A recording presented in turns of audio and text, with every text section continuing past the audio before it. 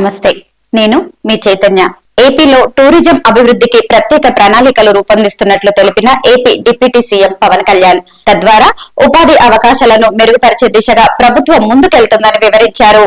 దేవాలయం, ఏకో adventure, heritage tourism అభివృద్ధికి చేపట్టాల్సిన కార్యక్రమాలపై ఉప ముఖ్యమంత్రి పవన్ కళ్యాణ్ అధ్యక్షతన సమావేశం జరిగిన సందర్భంగా పవన్ కళ్యాణ్ మాట్లాడుతూ రాష్ట్రంలో టూరిజం అభివృద్ధికి అద్భుతమైన అవకాశాలున్నాయన్నారు. దేవాలయాలు, పర్యావరణం, సాహస క్రీడలు తదితర అంశాల్లో పర్యాటక రంగం అభివృద్ధికి పుష్కలంగా అవకాశాలు ఉన్నాయని వెల్లడించారు. ప్రపంచంలోని చాలా దేశాలు కేవలం టూరిజం ద్వారానే అభివృద్ధి చెందాయని అన్నారు. ఏపీ రాష్ట్రాన్ని టూరిజం హబ్గా మార్చేందుకు ప్రభుత్వ శాఖలు సమన్వయంతో ముందుకు వెళ్లాలని సూచించారు. ఏటా 10% అభివృద్ధికి అవకాశమున్న పర్యాటక రంగాన్ని ఏపీ సీఎం నారా చంద్రబాబు నాయుడు మార్గదర్శకంలో ముందుకు తీసుకువెళ్తామని వివరించిన AP deputy CM Pawan Kalyan.